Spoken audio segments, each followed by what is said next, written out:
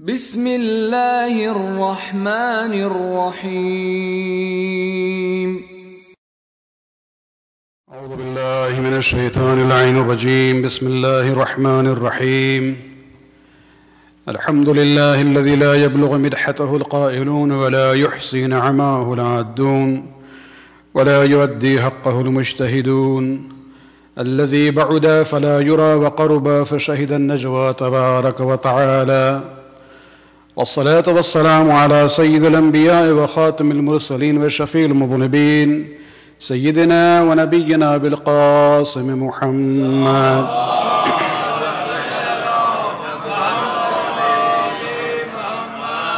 وعلى أهل بيته الطيبين الطاهرين المعصومين الذين أذهب الله عنهم الرجس وطهرهم تطهيرا.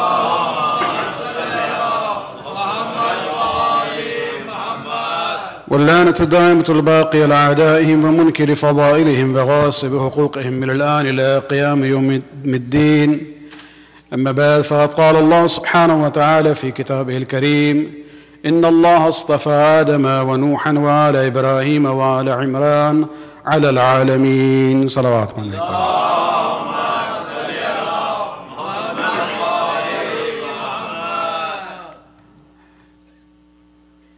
In our majalis for the Azhab Sayyid al-Shuhada, we have been starting with the importance of the Azhab, and I would like to make a few remarks before I go to the theme. When you look at the importance of the Azhab Sayyid al-Shuhada, we have to realize that this is a very unique opportunity that we have in the Shia world in order to educate ourselves. When you go for the process of education, normally you have to go and find out the institutions and the schools where you can get what you want. You have to seek admission, you have to pay fees and work hard. This is the only institution of mass education where you yourself come not because of the teacher or the speaker or the center or the organizers.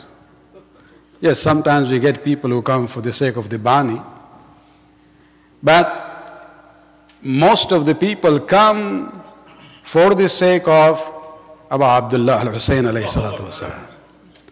That emotional pull, this is where the enemy would like to eliminate that. Because whether people come for other programs or other institutions of learning, they would show up during the days of Muharram. And this is where we get the opportunity to increase our knowledge about our deen and mazhab, to basically renew our bay'at to the Ahlul Bayt, with the hope that we will be able to move in the direction of amal and practice. That is the inspiration that we need from the Shuhada of Karbala. Seeking this opportunity, the theme that I have selected for this series of majalis is based on the lectures given by Dr. Yasir Qazi, a prominent Sunni scholar of the United States of America.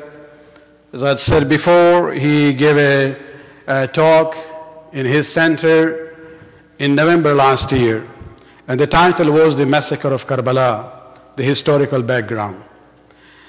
There are many things which are positive there, especially his acknowledgement of the Shias as Muslims, and the emphasis that there should be no violence between the two groups.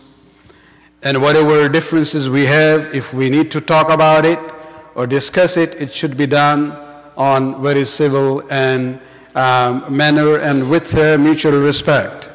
And these are positive things that we have to appreciate, especially during these days where we see that Muslims in the Muslim world have forgotten the method of talking to one another.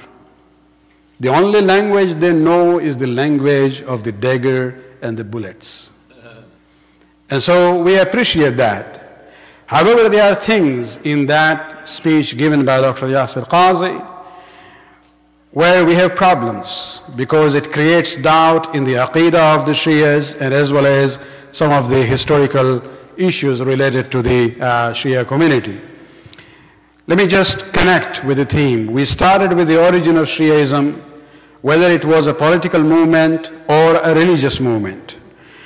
We discussed this question raised by him, or the statement made by him, that Hussein bin Ali was not on the same page with his brother Hassan bin Ali on the issue of peace treaty.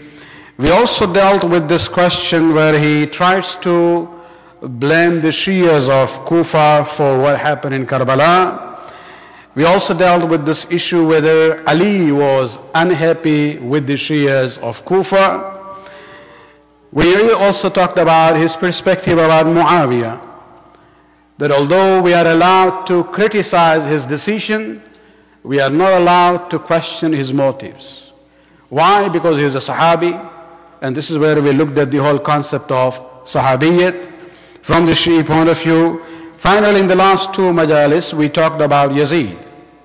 The whole issue of, preferring a lesser person over a better person, and especially the issue that Yazid could be forgiven based on a hadith from Sahih Bukhari. And last night we looked at the question whether Yazid, did he order the killing of Imam Hussein or not? Because the statement by Dr. Yasir Qazi is that it is Ibn Ziyad who is the main culprit and not Yazid. We disagree with that, and I showed the examples and statements that no, this is what Yazid himself wanted. It is not even true from our perspective that Imam Hussein proposed that he may go directly to Yazid and put his hand in the hand of Yazid. This is also not sustainable from our history, including the statements which are there in Tabari itself.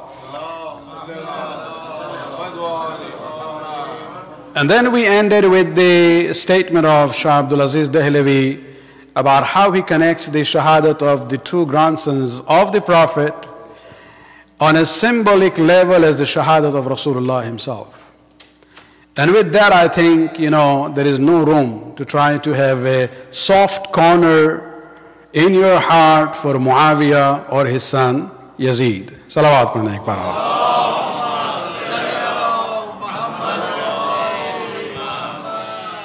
We are getting close to Ashura, and inshallah tonight and tomorrow night we will talk about the perspective of the scholar about Ahlul Bayt. Because in the initial stages of his talk, he talks about what is the perspective of Ahlul Sunnah wal Jama'ah as far as the Ahlul Bayt are concerned. The initial remarks are very interesting, where he says that there is a fundamental difference between the Sunnis and the 12 Shias, Shia Isna Ashariya, on defining who is the Ahlul Bayt. And he summarizes his statement by saying that the Shias restrict the concept of Ahlul Bayt to the Ahl Kisa, Panjatan, and the descendants of Fatima salawatullah alayha.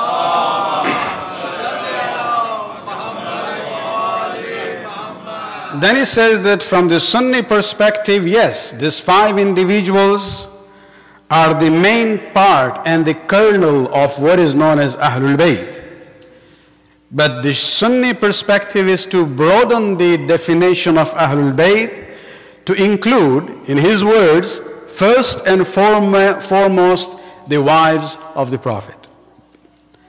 And he emphasizes that if you look at the Ayat-e-Tatheer, and you look at the context in which it was revealed, the whole passage, according to him, the very context of the Ayat-e-Tatheer proves that the Azwaj and the wives of the Prophet are part of the Ahlul Bayt. And then he goes on to say that from the Sunni perspective, they also affirm that other relatives of the Prophet are part of the Ahlul Bayt, the descendants of Aqil, the descendants of Ja'far, even the descendants of Abbas, the uncle of the Prophet. And he says that in Sunni fiqh, they are not allowed to accept sadaqah. All these people who are part of the definition, the broader definition of Ahlul Bayt that he has given. So let us look at this issue tonight, that what is our perspective and the definition of the Shias as far as the term Ahlul Bayt, the people of the house, referring to the people of the house of Rasulullah sallallahu alayhi wa sallam are concerned.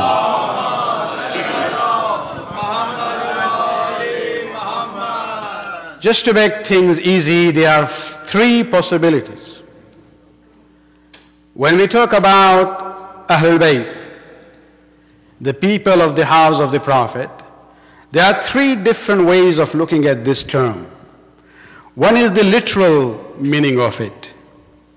And that means that anyone who is related to the Prophet by blood or relationship would be part of the Ahlul Bayt, family of the Prophet.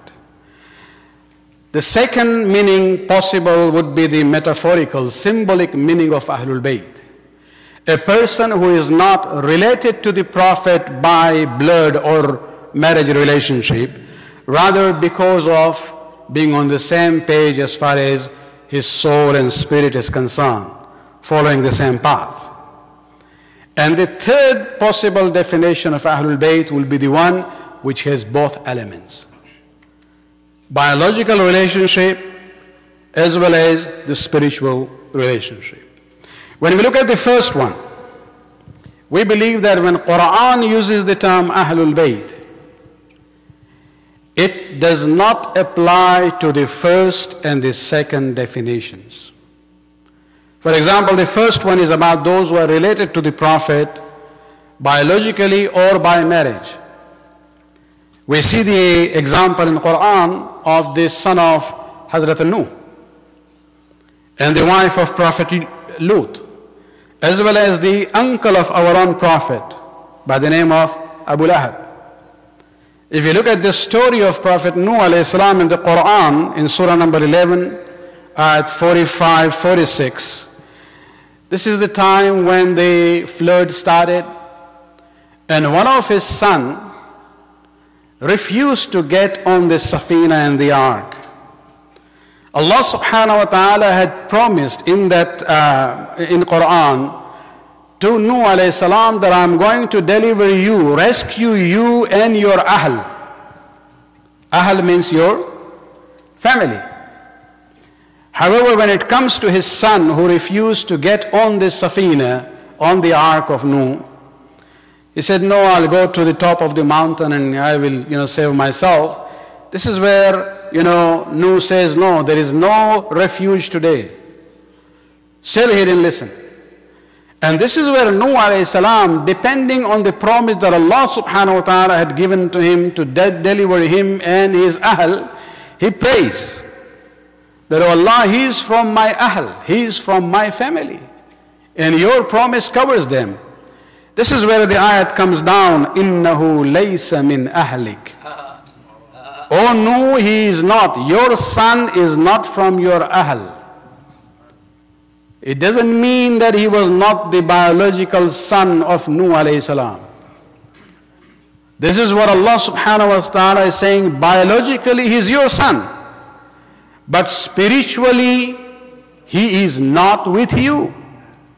And so this is where we see that it's not the biological relationship which counts.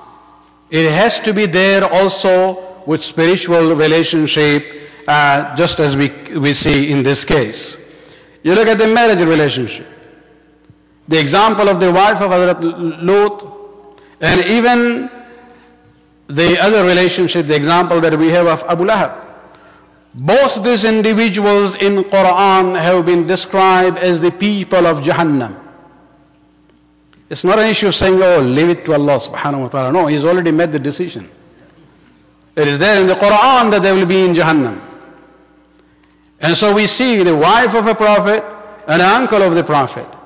And so this is where we see that biological relationship just by itself, or marriage relationship just by itself, cannot classify an individual to be known as Ahlul Bayt from the Quranic point of view. Salawat.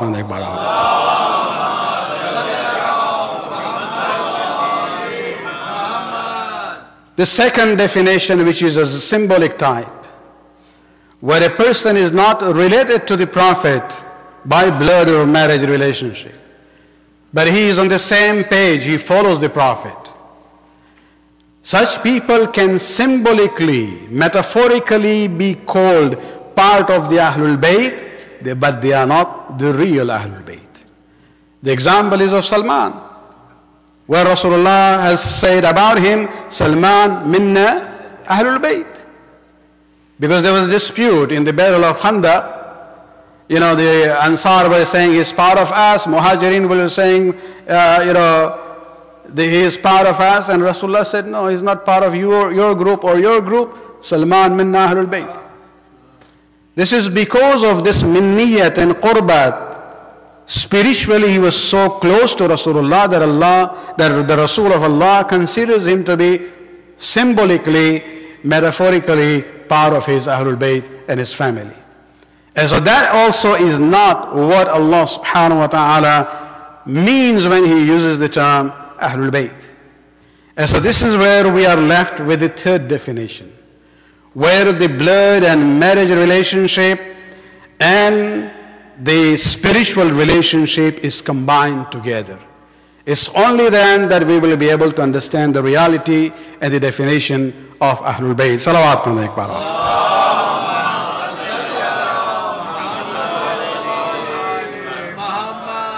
What about the other relatives of the Prophet, the Banu Hashim, including the descendants of Abbas and Aqil and Ja'far? Well, yes, they share with the Ahlul Bayt only as far as the laws of zakat and khums and sadaqah and zakat is concerned. It is haram for them to use the revenue from zakat or sadaqah. And this is where, the people who are known as anyone who is a Hashimi from Banu Hashim, which includes even Banu Abbas in that way, because they are part of Banu Hashim also. And so technically speaking, from the fiqhi point of view, sadaqah is haram on them. If they are in need, they will be helped by what is known as khums, a portion of khums. And this is where we call them the descendants of these lines, whether they are descendants of Fatima or they are the descendants of Aqil or Ja'far or Abbas. They are known as Sadat, or in the Arab Sunni world, they are known as Ashraf. The word Sayyid is more a Shi'i terminology for, Sadat, whereas in the Arab Sunni world, they use the term Ash-Sharif, so and so, which means somebody who is from the descendants of the Prophet, or at least from the Banu Hashim in general. So they are only, the other relatives of the Prophet are with Ahlul Bayt only when it comes to the issue of sadaqah, zakat, and khum. Salawat Muhammad.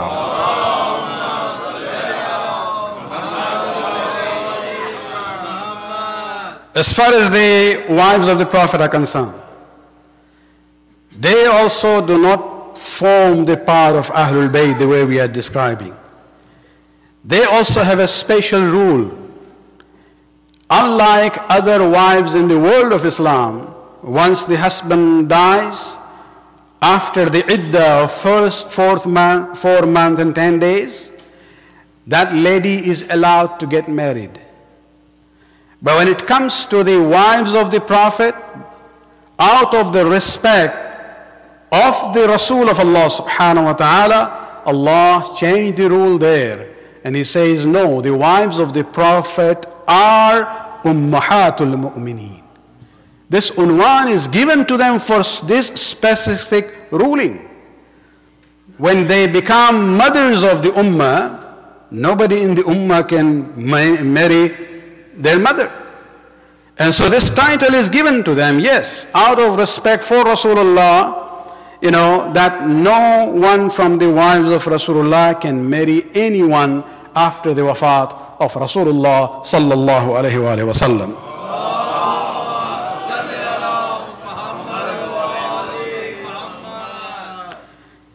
But when it comes to the other relatives of the Prophet, from the Hashimi line, from the Saadat and Ashraf, and the wives of Rasulullah, they do not share the spiritual status which has been given in Quran for the group known as Ahlul Bayt. They are not covered by the ayat known as Ayat-e-Tatheer. But this is where I would like to come to this issue tonight, inshallah, and try to make things very clear. So when you look at this ayat, this passage in Quran, things will be, inshallah, crystal clear.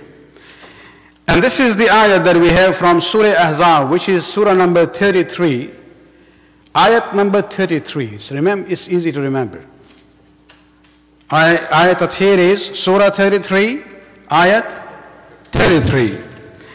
Even Dr. Yasir Qazi, initially he says that the basis of the special respect and status of the Ahlul Bayt, referring to Ali and Fatima and Hassan and Hussein, is on the basis of Ayat-e-Tatheer.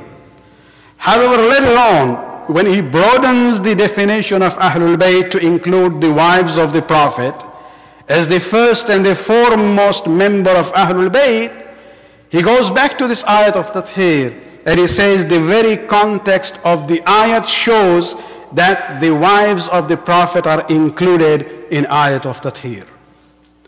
Just to make this issue clear, I normally don't do this in majlis. When I have my lectures and seminars, I heavily use PowerPoints.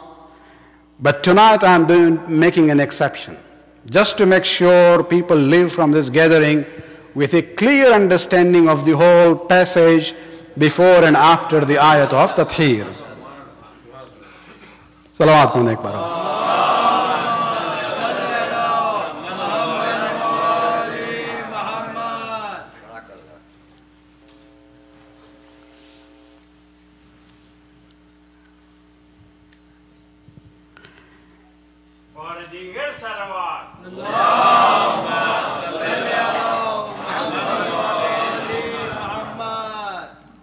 All of you can read that? This is the biggest size I could find. This is Surah Azhab, Surah number 33, ayat 28 to 34. And in this passage you have the sentence known as Ayat-e-Tatheer. It is interesting. Let's just go through the ayat. I'll very quickly give you the translation of that. Ya ayyuhan nabi, O the Prophet, qul li azwajik, say to your wives, in kuntunna turidna al-hayat ad-dunya wa zinataha, if you wish for the life of this world and its luxuries, fata'alayna, then come to me. umatti'ukunna wa usrihukunna sirahan jamila, I will provide you the zinat of dunya that you want, but then I'll let you go. Yani talaq. Wa in kuntunna yuridna Allah wa rasuluhu wa dar al-akhirah, but you have, if your intention is Allah, the pleasure of Allah and Rasul and the hereafter, فَإِنَّ اللَّهَ عَدَّ لِلْمُحْسِنَاتِ مِنْكُنَّ أَجْرًا عَظِيمًا, then Allah has prepared for the good ones among you أَجْرًا عَظِيمًا. No comments, you just read the translation here.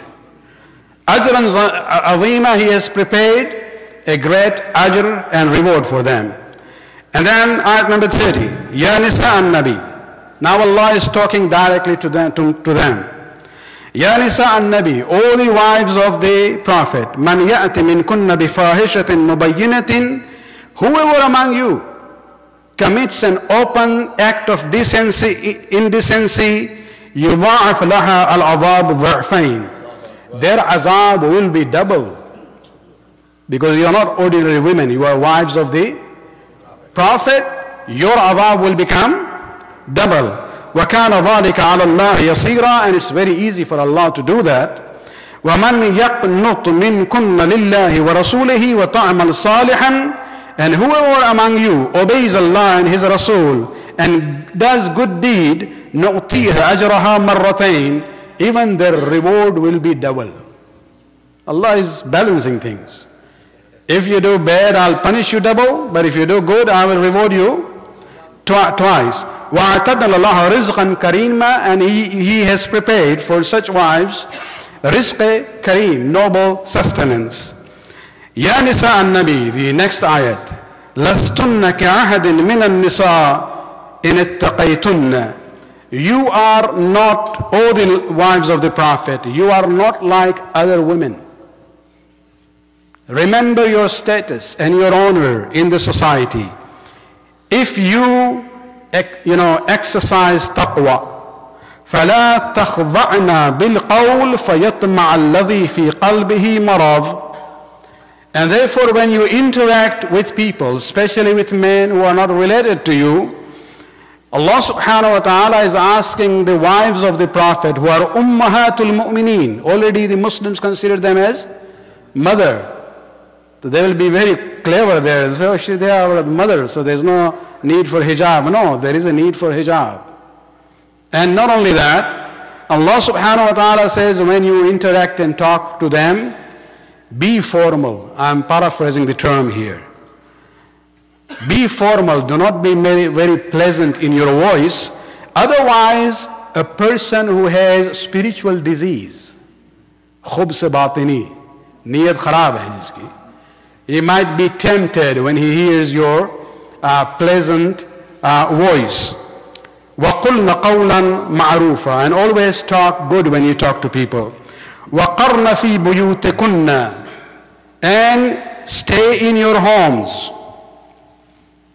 No need to go for holidays.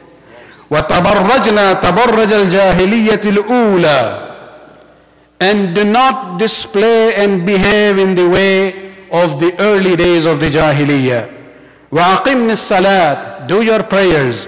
وَآتِينِ الزَّكَاةِ, give in charity. أَطِعْنَ اللَّهَ وَرَسُولَهُ, obey Allah and His Rasul. Then we come to إِنَّمَا يُرِيدُ اللَّهُ لِيُذْهِبَ عَنْكُمُ الرِّجْسَ أَهْلَ الْبَيْتِ وَيُطَهِّرَكُمْ تَطْهِيرًا.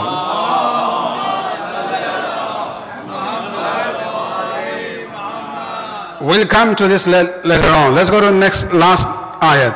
وَاذْكُرْنَ مَا يُتْلَى فِي بُيُوتِكِنَّ, after saying do prayers, give in charity, obey Allah and Rasul, and remember what is recited فِي بُيُوتِكِنَّ, in your houses, from the ayat of Quran and the words of wisdom from Rasul.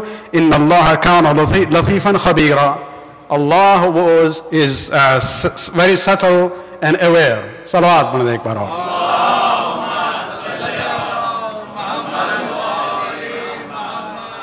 This is where the last but one line, this is the sentence of Tatheer. So it's not even a complete ayat. Ayat-e-Tatheer, actually what we call it, is the last sentence of ayat number 33. Before it, Allah is talking to the wives of the Prophet. After it, Allah is talking to the wives of the Prophet. In between you have this sentence.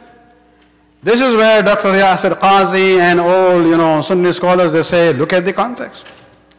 Allah is talking about Nisa an-Nabi, Ya Nisa an-Nabi, Ya Nisa an-Nabi. So this ayat of Tatheer, yes, it includes Ali and Fatima and Hassan and Hussein, but primarily, first and foremost, it includes the Azwaj and Nisa of Nabi. Don't be worried. Okay, this is what they say. Now let us look at our perspective about it. Look at this slide now. If you look at all those areas where I have made it into red, these are about 30 pronouns and verbs which are in feminine form, because Allah is talking to the wives of Rasulullah in Arabic. قُلْ لِأَزْوَاجِكَ, Azwaj means wives. كُنْتُنَّ, that noon with shadda there is for feminine. It's not kuntum, it is kuntunna. Turidna, not turidu. And then ta'alina, umatta'akunna, usarrihakunna. Wherever you see that noon, or some places you have yudha'af laha, not lahu. These are all, even the last line, وَذْكُرْنَا مَا يُطْلَى فِي بُيُوتِ كُنَّ. This is all feminine. So 33 pronouns and words in feminine form is in this passage from ayat 28 to ayat number 34. It means those areas deal with the wives of the Prophet because they are women. So the pronouns would be feminine, verbs would be feminine. But then let's go to this line. إِنَّمَا يُرِيدُ اللَّهُ لِيُذْهِبَ عَنْكُمْ. Look at the blue. What is the sign of blue for what? When you have babies, what do? The sign for the boys. Wherever you have kunna, kuntunna, you know, if this line was also in feminine form, it would have read, إِنَّمَا يُرِيدُ اللَّهُ لِيُذْهِبَ عَنْكُنَّ الرِّجْسَ أَهْلَ الْبَيْتِ وَيُطَهِّرَكُنَّ تَطْهِيرًا. But the ayat doesn't say that. What does the ayat say? إِنَّمَا يُرِيدُ اللَّهُ لِيُذْهِبَ عَنْكُمْ الرِّجْسَ أَهْلَ الْبَيْتِ وَيُطَهِّرَكُمْ. Two pronouns are there in that sentence. And both pronouns are masculine. Why? Did Allah forget to write? Did Allah subhanahu wa ta'ala make a grammatical mistake here? Or did the Shia send down the Quran? No, this is there even in the Sunni version of Quran. But even our Quran comes from Sunni presses anyway. This is where Allah subhanahu wa ta'ala is making it very clear. The difference, the change in the gender of pronouns in the sentences before Ayat-e-Tatheer and the sentence after the Ayat-e-Tatheer is to give you the contrast between the people of Tatheer and the wives of Rasulullah sallallahu alaihi wasallam.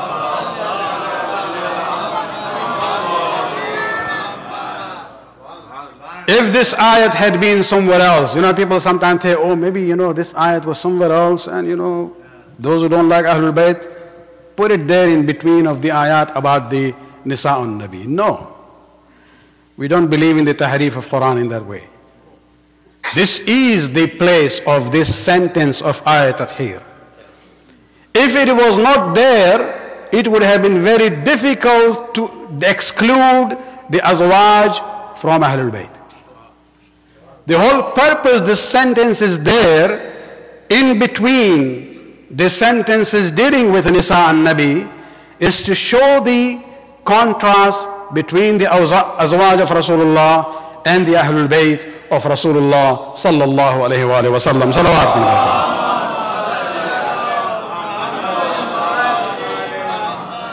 This is what I call the first internal evidence.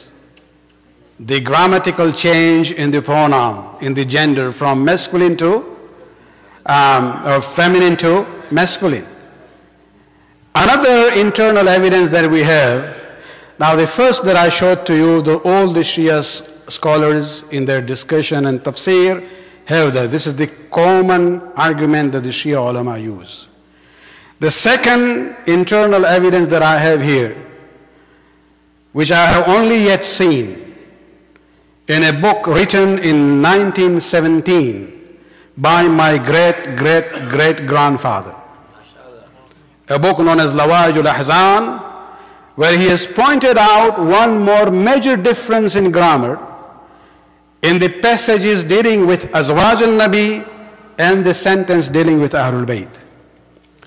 And that is about the use of the term house. Look at this difference. Do you see this something there in green?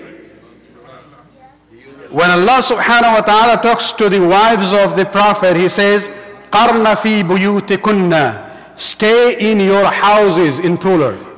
The last line was كُرْنَ مَا يُطْلَ فِي بُيُوتِكُنَّ, remember the ayat which are recited in your houses in plural.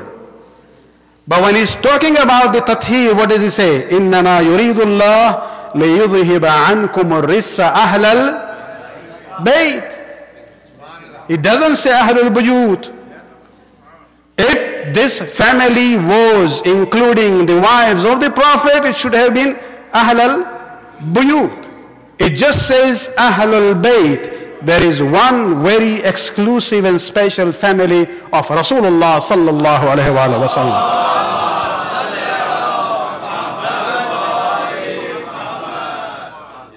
Lights on kar le. That's it.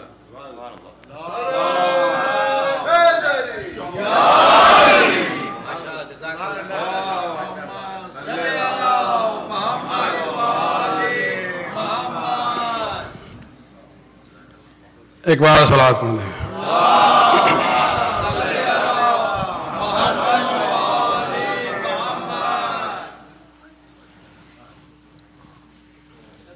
Lights कहाँ गए भाई?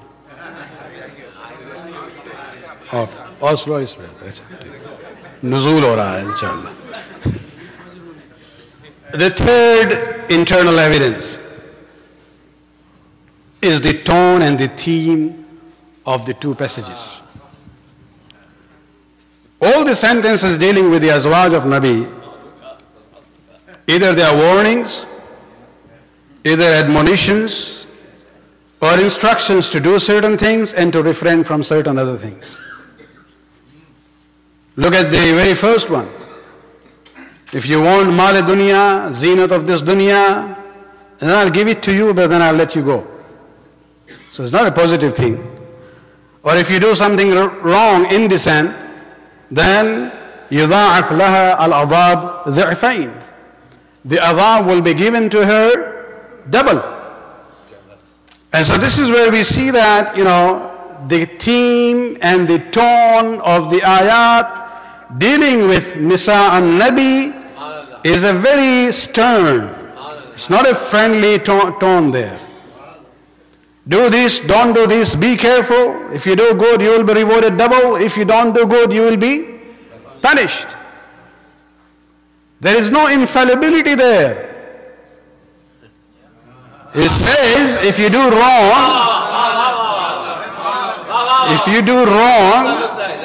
your azab will be double.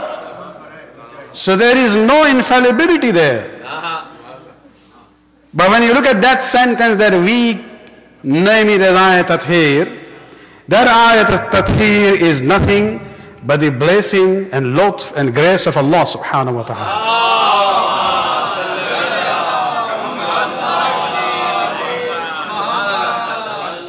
Salawat bande ek baar.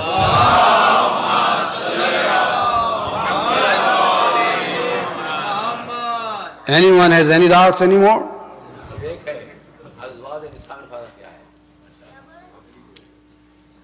बाद में पूछ लीजिएगा.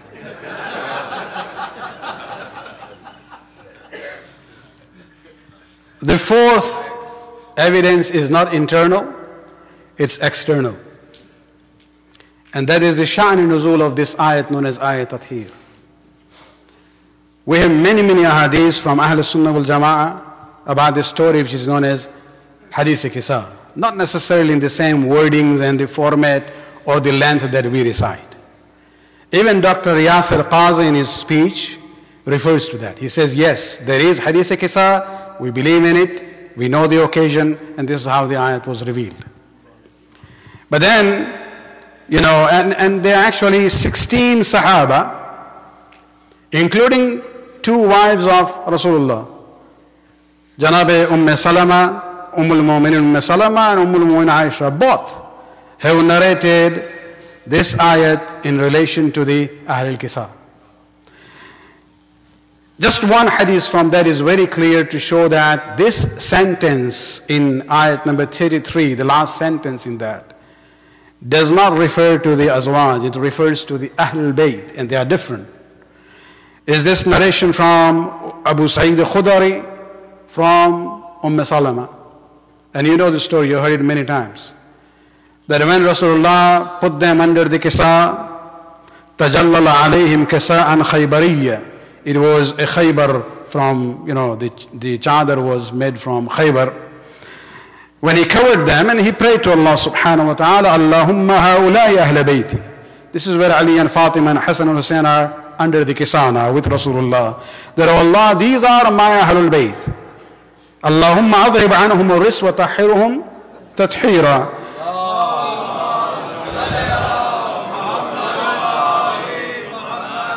Qalat Salama was there. And she says to Rasulullah, Alastu minhum? Am I not part of this group? And this is where Rasulullah said, Anti ilay khair. You are good, but this is not your place. And the narration which has come in Tafsir Tabari and many other tafasir. Tabari has actually many narrations of this kind. It is clear, this is, the Sha'an al-Nuzul itself shows that, Ahlul Bayt in this ayat exclusively refers to Rasul and Fatima and Ali and Hassan and Hussein alayhi salam.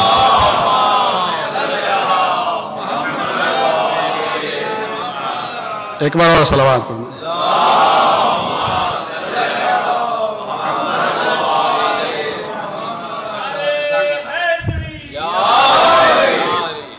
So there is a big difference in the theme and the tone of the ayat and the sentences dealing with azwaj of Nabi and the Ahlul Bayt of Nabi. They are told, if you obey Allah and Rasul and maintain taqwa, you are worthy of our respect and Allah will reward you double. But if you disobey, then Allah will punish you double again. And this is where we have to realize that this is not in case of the Ahlul Bayt alayhimu salatu wassalam. And when Jibreel came, according to our version of the hadith, and when he asked, وَمَنْ تَحْتَ الْكِسَى, the answer was very clear. هُمْ فَاطِمَةُ وَأَبُوهَا وَبَعْلُهَا وَبَنِيهَا. Salawat alayhi.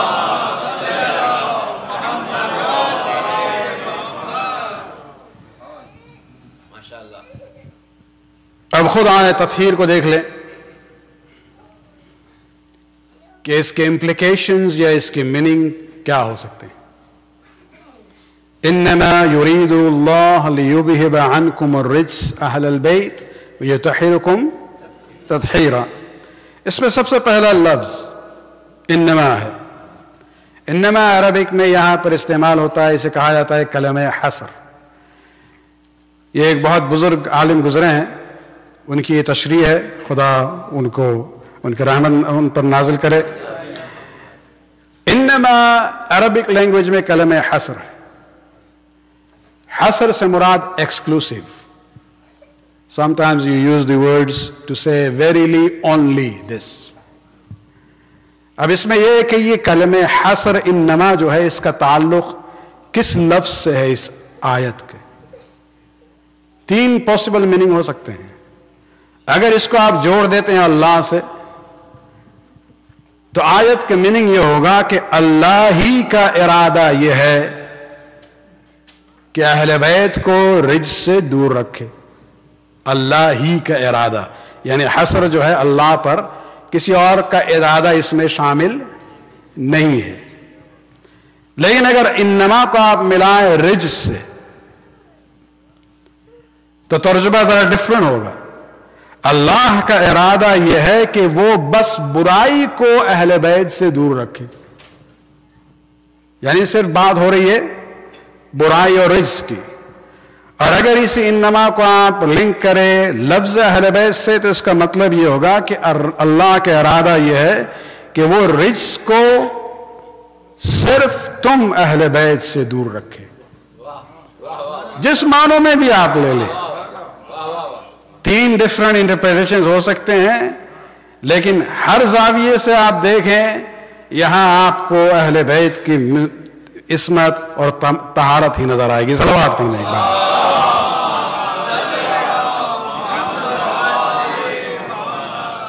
یریدو,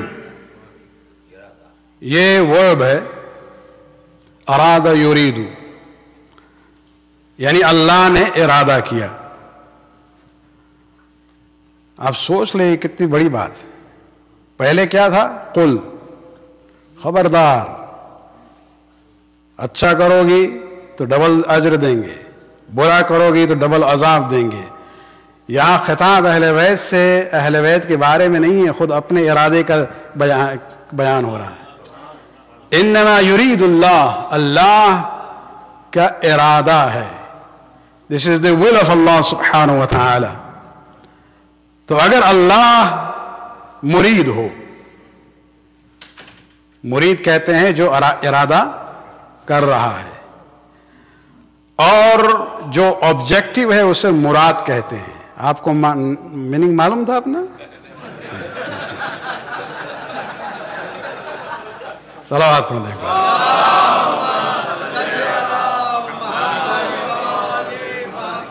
ارادہ، مرید یعنی ارادہ کرنے والا، مراد جو اس ارادے کا آبجیکٹو ہے. اگر مرید اللہ ہو اور مراد عصمت و طہارت اہل بیت ہے تو کوئی بیچ میں حائل آ سکتا ہے؟ سوچے اس پہ حاضر، کوئی بیچ میں نہیں آ سکتا. اگر اللہ کا ارادہ ہے کہ وہ اہل بیت کو پاک اور طاہر رکھے تو پھر کوئی بیچ میں نہیں آ سکتا.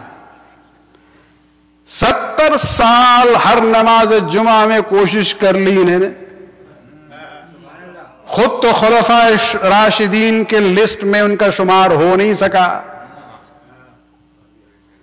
لیکن پورے عالم اسلام جب علی کو یاد کرتی ہے تو یا امام المتقین کے عنوان سے یا ان کے نام کے ساتھ کرم اللہ وجہ کی اصطلاح استعمال ہوتی ہے. صلوات پڑھیں ایک بار.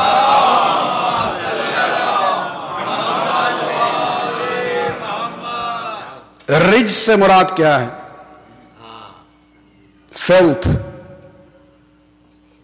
ایبومینیشن، برائی، نجاست. لیکن یہاں یہ فزیکل نجاست کی بات نہیں ہو رہی ہے. یہ نہیں ہے کہ اللہ میاں نے جو ہے نعوذ باللہ توہین پہلو نہیں ہے کہ اہل بیت کا بیپٹزم کیا جیسے عیسائیوں کیا ہوتا ہے. نہیں، یہ فزیکل طہارت کی بات نہیں ہو رہی ہے.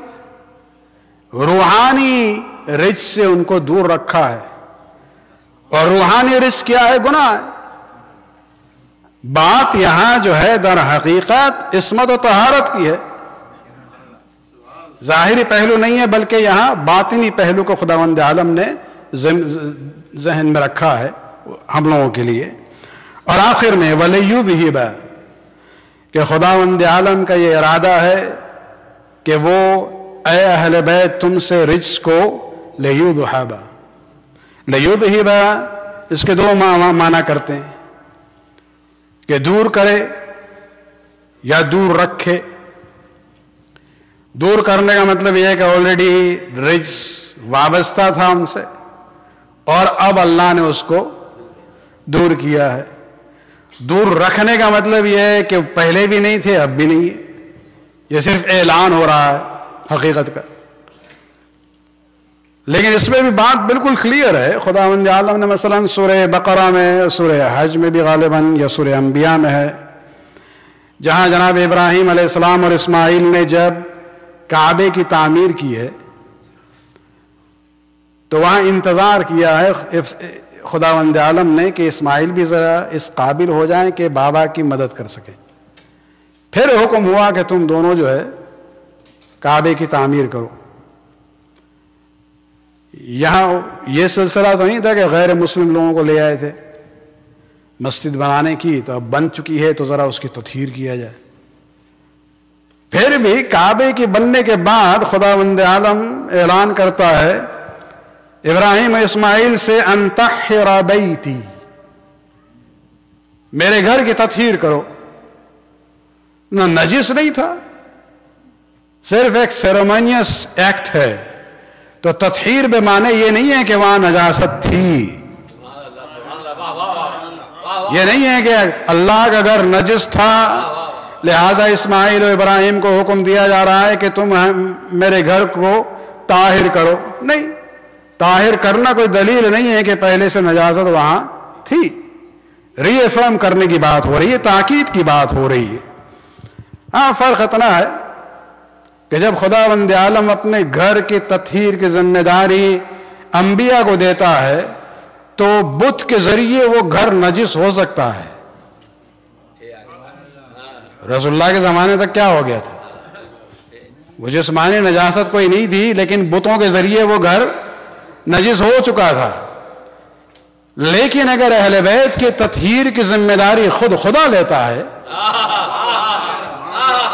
تو وہاں کوئی گنجائش نہیں ہے کہ کوئی دور سے بھی رجس و نجاست کا سایہ بھی اہل بیت پر پڑ سکے. صلوات پڑھنے کے بعد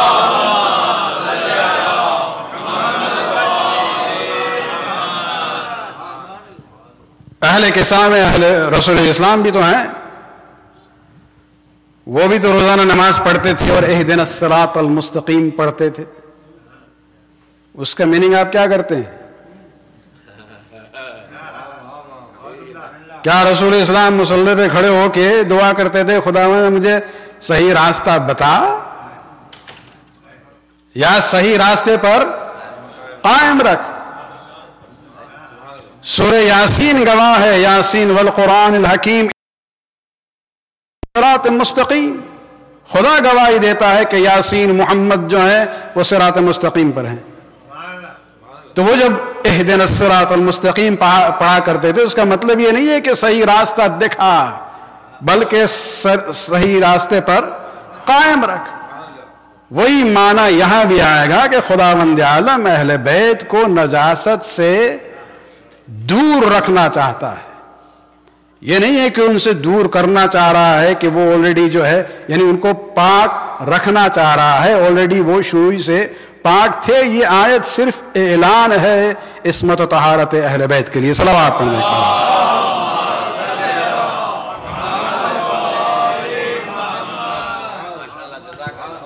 اور اگر یہ بھی ہے، پھر بھی اگر تشفی نہیں ہو رہی ہے کہ اس سے مراد یہ ہے کہ بھائی اس سے پہلے وہ معصوم نہیں تھے، یعنی وہ ازواج کی بات تو نکل گئی، اب تو خود اس آیت کے مفہوم و معنی کی بات ہو رہی ہے نا.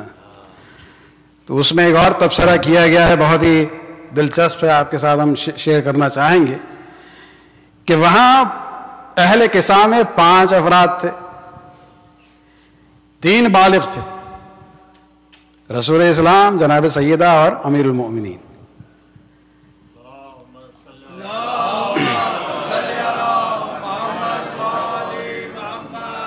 لیکن 2 جو ہے نابالغ،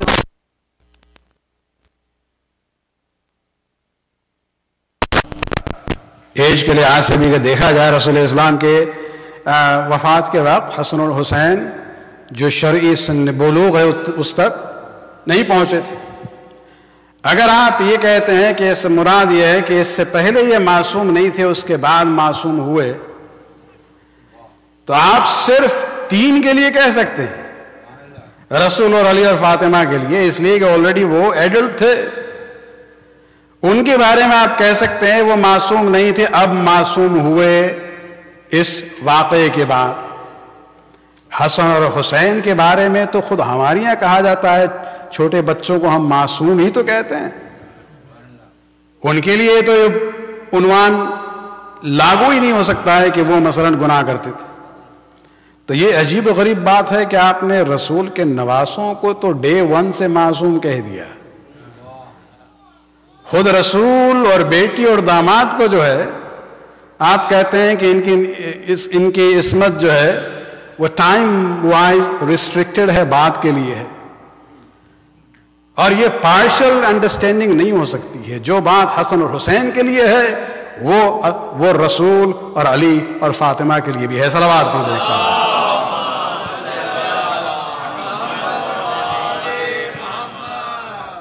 ان دونوں بچوں کی شرکت حدیث کساء کے واقعے میں در حقیقت ضامن ہے طہارت رسول اور علی اور فاطمہ.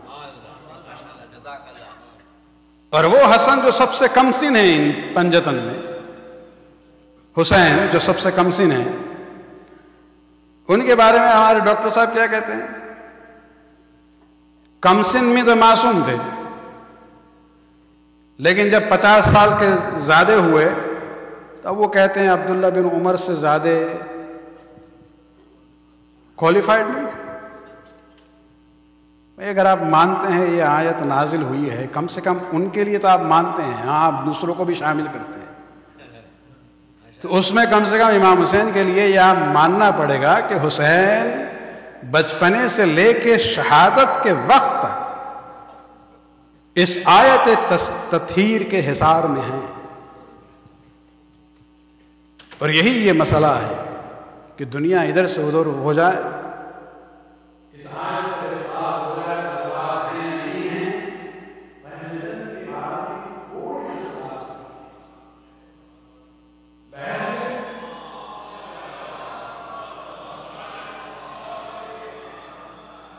بحث صرف دوسروں کے شمولیت کے بارے میں، پنجتن کی شمولیت باقی اس کو گرام ہر اور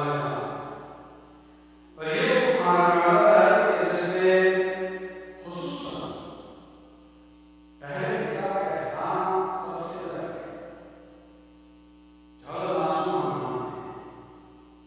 امام ہمارے بھائی، لیکن اہل قصہ ہیں، ان کا مرتبہ کچھ اور ہے۔ اور حسین کون ہے؟ یہ اہل قصہ کے آخری فرد ہیں۔ جب مصیبتوں میں گھر جاتے ہیں، جناب زینب جب حسین کو دیکھتی تھی تو صرف بھائی کی حیثیت سے نہیں دیکھتی تھی، زینب یہ کہا کرتی تھی کہ بھائی اس دن کو دیکھ کر مجھے نانا کے وفات کا دن یاد آتا ہے، عاشور کو دیکھ کر مجھے ماں فاطمہ کے شہادت کے مناظر یاد آتے ہیں، آپ کی اس مصیبت کو دیکھ کر بھائی حسن کی شہادت یاد آتی ہے۔ اس لیے کہ یہاں پر رسول اسلام ہوں، علی ہوں، فاطمہ ہوں، حسن ہوں، اگر ان میں سے ایک بھی جاتا تھا تو دوسرے تھے، لیکن اب زینب کا یہ کہنا تھا کہ بھائی آپ چلے جائیں گے تو اہل قصہ کا کوئی فرد باقی نہیں رہے گا، تو خود گھر کے اندر بھی ایک خاص اہتمام اور احترام تھا ان کا، جنہیں ہم اہل قصہ کہتے ہیں۔ خود امیر المومنین نے، جہاں تک امام حسن اور امام حسین کی بات ہے، جو برتاؤ تھا وہ دوسری اولاد سے الگ تھا۔ جمل کے واقعے میں، صفین کے واقعے میں کئی مواقع آئے ہیں کہ حسن اور حسین کو جنگ سے روکا ہے۔ جب محمد حنفیہ یا کچھ اگر وہ اعتراض کرتے تھے کہ بابا آپ ہمیں تو بھیج دیتے ہیں، ہم سے بڑے جو بھائی ہیں ان کو نہیں بھیجتے، جانا بھی چاہتے ہیں تو آپ منع کر دیتے ہیں، اس وقت حسین یہی کہتے تھے، بیٹا تم میرے بیٹے ہو، یہ رسول کے بیٹے ہیں۔ خود امیر المومنین نے اپنی اولاد میں یہ تربیت کی ہے کہ دیکھو تم ہماری اولاد ہو، لیکن حسن اور حسین ابنا رسول اللہ ہے، یہ رسول کے فرزند ہیں، اسی عنوان سے ان کو پکارا جاتا تھا۔ یقیناً جناب عباس نے اپنی پوری زندگی میں اس رویے کو دیکھا تھا بابا، کہ جہاں تک حسن اور حسین کی بات ہے، ان کا مرتبہ اس نسبت کی وجہ سے جو فاطمہ سے ہے کچھ اور ہے۔ پوری زندگی وقف کر دی اپنے مولا کو راضی رکھنے میں۔ کربلا کے واقعات میں بھی اطاعت کی آپ مثال دیکھیں، وہ انسان جس کی تربیت جوانی میں یہ کہہ کے ہوئی ہو کہ ہم فن حرب تمہیں اس لیے سکھا رہے ہیں تاکہ بیٹا جب میرے بیٹے حسین کو ضرورت پڑے تو تمہاری شجاعت اور طاقت جو ہے کام آ سکے، ان کے جذبات کو آپ سمجھیں۔ لیکن ہر موقع پر شہزادہ امن حسین ہے، روک دیتے ہیں۔ خیموں کے نصب کرنے کی بات ہے، خیموں کے ہٹانے کی بات ہے، شب عاشور کا مرحلہ، اس میں وفاداری کے اعلان کی بات ہے۔ سب سے آگے عباس بن علی ہے۔ شب عاشور میں بھی جب شمر آتا ہے امان نامہ پیش کرنے کے لیے اور کہتا ہے کہ چونکہ آپ کے والدہ کے نسبت ہمارے قبیلے سے ہے، کوئی خاندانی رشتہ داری نہیں تھی، قبیلے کی رشتہ داری تھی، یہ امان نامہ لے کے آئے ہیں، اس وقت سب سے پہلا جملہ جناب عباس کا یہی تھا، لعنک اللہ ولعن امانک، اے شمر تجھ پر اللہ کی لعنت ہو اور اس امان نامے پر۔ میرے رشتے کا اتنا خیال ہے لیکن رسول کے رشتے کا احترام اور پاس نہیں ہے تجھے۔ اور یہی جذبہ تھا کہ عاشور کے دن امام حسین علیہ السلام نے لشکر کی سرداری جو ہے عباس کے سپرد کی تھی۔ وہ وقت آتا ہے کہ بنو ہاشم کی قربانیاں بھی پیش کی جاتی ہیں یکی بعد دیگرے، اور وہ وقت بھی آتا ہے کہ بچوں کی العطش کی آواز بڑھ چکی تھی۔ آواز تو بہت پہلے سے آ رہی تھی لیکن جسے کہتے ہیں فریکوینسی العطش کی، وہ اب بڑھ چکی تھی، گیپ بہت کم تھا پیاس کی شدت کی وجہ سے۔ عباس آتے ہیں امام حسین علیہ السلام کی خدمت میں اور یہی کہا تھا کہ مولا اب میرا نفس جو ہے تنگ ہو رہا ہے، مجھے اب زندہ رہنے کی تمنا نہیں ہے، اجازت دیں ان لشکر کفار سے جا کے ہم لڑیں۔ امام حسین علیہ السلام نے عباس کو سراپا دیکھنے کے بعد ایک جملہ کہا ہے کہ اذا مضیت تفرق عسکری، اے عباس اگر تم چلے جاؤ گے تو میرا لشکر ختم ہو جائے گا۔ عباس نے پلٹ کے یہی کہا تھا نا کہ مولا وہ لشکر کہاں رہا، لیکن حسین کا کہنا یہ تھا کہ عباس ہمیں اتنا بھروسہ ہے تجھ پر، جب تک تو ہمارے سامنے زندہ ہو میرا پورا لشکر موجود ہے۔ بچوں کی آواز پھر آتی ہے، بس بچوں کی آواز نے بہانہ دیا عباس کو۔ حسین کہتے ہیں اگر کچھ کرنا ہے تو ان بچوں کے لیے پانی کا انتظام کرو۔ جاتے ہیں جناب سکینہ کے پاس، مشکیزہ باندھتے ہیں۔ بچی نے کتنی امید کے ساتھ وہ مشکیزہ دیا ہوگا، چچا کی شجاعت اور بہادری سے واقف تھی، کتنی امید پیدا ہو گئی ہوگی کہ اب پانی ملے گا، ہم لوگ اب پیاسے نہیں رہیں گے۔ لیکن عباس جب چلنے لگے ایک بار آواز آتی ہے، عباس زینب نے تجھے یاد کیا ہے۔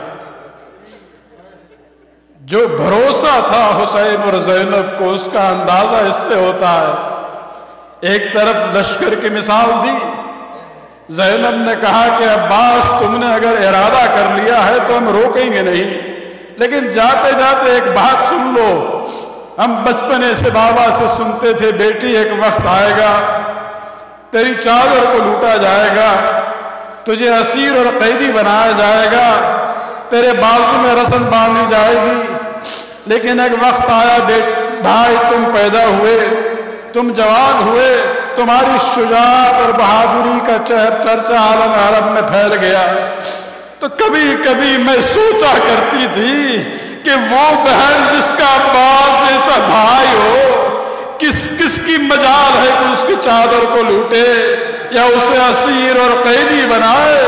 لیکن عباس آج جو بھی جا رہا ہے زندہ لوٹ کے نہیں آ رہا ہے۔ آج مجھے یقین ہو گیا بابا نے جو کہا ہے وہ ہو کے رہے گا۔ عزاداران حسین جناب عباس جاتے ہیں، شجاعت کا عالم تھا کہ لشکر مقابلے کے لیے نہیں آتا ہے، نیزے کو لیے ہوئے تھے، آگے بڑھتے ہیں، نہر علقمہ پر قابض ہوتے ہیں۔ واقعات آپ کی نظروں میں ہیں، بس تیزی سے ایک مرحلے پہ ہم پہنچنا چاہتے ہیں۔ مشکیزے کو بھرنے کے بعد اب جناب عباس گھوڑے پر سوار ہوئے کہ اب خیمے کی طرف لوٹیں۔ بس آپ جانتے ہیں عام طور سے جہاں نہر ہوتی ہے وہاں ڈھلان ہوتی ہے اور بلندی پہ اکثر باغات ہوتے ہیں، خرمے کے باغات تھے وہاں۔ جناب عباس کو ان درختوں کے درمیان سے گزرنا تھا. یزیدی لشکر نے وہ انتظام کیا تھا کہ یہ پانی خیام حسین تک کسی حالت میں بھی نہ پہنچ سکے. جناب عباس مشکیزے کو لے کے آگے بڑھتے ہیں. خرمے کے ایک درخت کے پیچھے سے ایک ملعون نے وار کیا. عباس کا ایک بازو قلم ہو جاتا ہے. مشکیز علم کو دوسرے ہاتھ میں سنبھال لیا. دوسرا وار پیچھے سے دوبارہ ہوتا ہے. اب عباس نے مشکیزے کو اپنے دانت میں سنبھال لیا اور اپنے سیرے کو گھوڑے کی گردن پر ڈال دیتے ہیں تاکہ مشکیزے کو بھی بچا سکے, اور زور دیتے ہیں اپنے رکاب سے کہ گھوڑا آگے بڑھے. عزاداران حسین, وہ سپاہی جس کے قریب کوئی آنے کی ہمت نہیں کرتا تھا, اس کے بازو کے قلم ہونے کے بعد یزیدی لشکر کا ہر بزدل سپاہی قریب آتا تھا.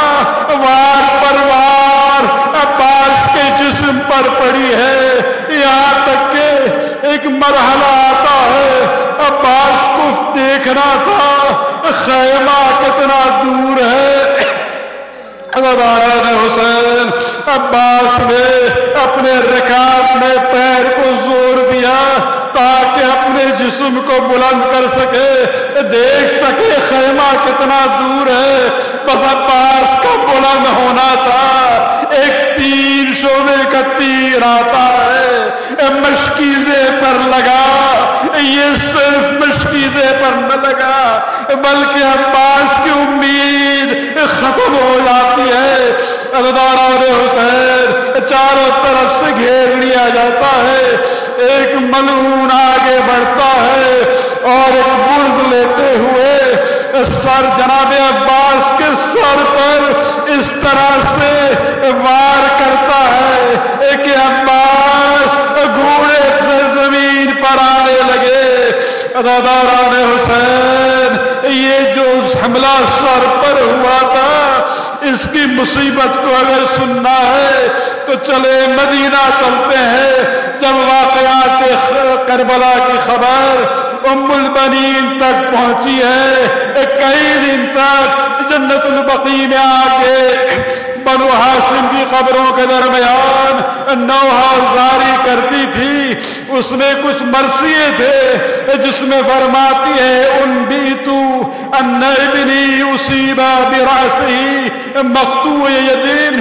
اے لوگوں, مخبر نے مجھے خبر دی ہے کہ میرے بیٹے کے سر پر گرز اس وقت لگا ہے جب اس کے ہاتھ کٹے ہوئے تھے. یہ وہ مصیبت ہے جس کو ماں بھول نہ سکی. کہتی ہے عباس, اے میرے شیر, اگر تیرے ہاتھ ہوتے, ہاتھ میں تلوار ہوتی تو کوئی قریب آ کے تیرے سر پہ گرز نہ مارتا. عباس ضمیر کربلا پر گر جاتے ہیں, آواز دیتے ہیں یا خاک ادری کا خاک, اے بھائی بھائی کی مدد کو پہنچو. بس سے آواز آنی تھی. ابا حسین نے اپنے کمر کو سنبھالا. کہتے ہیں الان انکسر ظہری وقلت حیلتی. عزادار حسین, امام آتے ہیں جناب عباس کے قریب. بیٹھنے کے بعد جو وصیت جناب عباس نے کی ہے اس میں ایک وصیت یہ تھی کہ مولا مشکیزہ سکینہ کا تھا, ہم شرمندہ ہے لذا میری لاش کو آپ یہیں پہ چھوڑ دے. مولا اس وصیت پر عمل کرتے ہیں.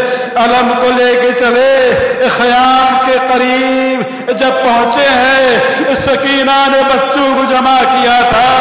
دیکھو چچا کا علم آ رہا ہے, دیکھو اب پانی آ رہا ہے. جب حسین قریب آئے, بچیوں نے دیکھا علم آیا ہے لیکن علمدار نہ.